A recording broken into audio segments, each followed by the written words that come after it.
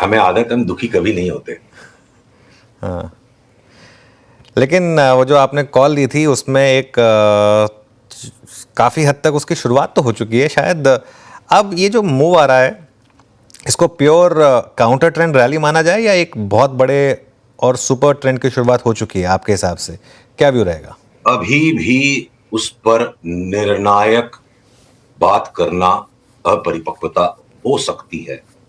उदाहरण से मैं एक्सप्लेन करूंगा। इन लेवल्स पर भी जब सर चकराने लग गया कि 21,800 900 से 22,000 से आप फ्यूचर्स देखते हो, कैश देखते हो, इंडेक्स का लेवल, वहां से अगर हम 23,800 तक आ गए, ये 17,1800 1900 पॉइंट देखते देखते आ गए, अब क्या करें? तो यहां मान लो इस सवाल का जवाब ढूंढने में हमने ये निकाला कि आईटी के जो स्टॉक्स मन में आए, इंडेक्स के लेवल्स को नजरअंदाज करके अभी भी यहां से लेने के सब में ट्रिगर्स आ रहे हैं। इन्फोसिस का ट्रिगर तो आ जाए है इतनी लेट से, तो फिर आईटी यहां से बढ़े और बैंकों में मोटा करेक्शन आ जाए, तो ये अनिश्चितता हमेशा बनी रहेगी और अनिश्चितता के रूप बदलेंगे। पर अब आपके प्रश्न को अगर मैं आके जोड़ूं, क्या रिलायंस में जो लास्ट लोएस्ट भाव आ गए वो दोबारा लौटने का भय लगता है? मेरे को लगता है 1800 आने के पहले भी लोएस्ट भाव जो आ गए वो नहीं आएंगे। क्या बीपीसीएल के जो लोएस्ट भाव आ गए थे 240 के दोबारा लौटेंगे? एनजीसी के लौटेंगे? कोल इंडिया के लौटेंगे? हिंदुस्तान लीवर या एशियन पेंट्स के लौटेंगे? नहीं लगता है, नहीं लौटेंगे। तो लार्जली स्पीकिंग 22,000 के आसपास का मार्केट बॉटम लगता है। बहुत बड़ी संख्या में स्टॉक्स ऐसे जिनके फाइनल बॉटम लगता है हो चुके हैं, पर फिर भी हो सकता है कि प्राइवेट बैंक्स में, अब मान लीजिए अगर कोटक पे एक अपवाद का व्यू बन रहा है, सेल सिग्नल अभी बना नहीं है, मैं नहीं कह रहा हूं अभी अगले आधे घंटे में भेज दो, हो सकता है 2 4 5 दिन लगेंगे, हो सकता है इसको और पोस्टपोन करके हम और 15 दिन बाद करना पड़े।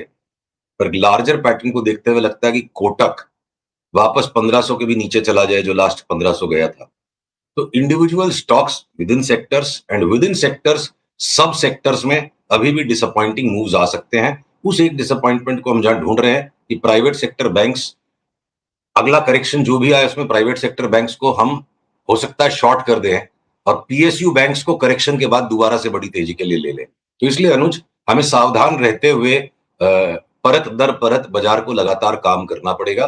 पर ब्रॉडली स्पीकिंग मैं आपकी बात से सहमत हूं कि मतलब 22,000 का बाजार लगता है कि ब्रॉडली स्पीकिंग 22,000 का बाजार वो दैट सिट कर चुका है। बिल्कुल। और इसको यहाँ से क्या लीड करेगा? क्या रिलायंस लीड करेगा, आईटी लीड करेगा, लार्ज बैंक्स? अब तक तो सभी चले हैं पिछले 3 4 दिन में तो। अभी भी कुछ स्टॉक्स ऐसे हैं जिनको चलना बाकी है, जैसे आईटी।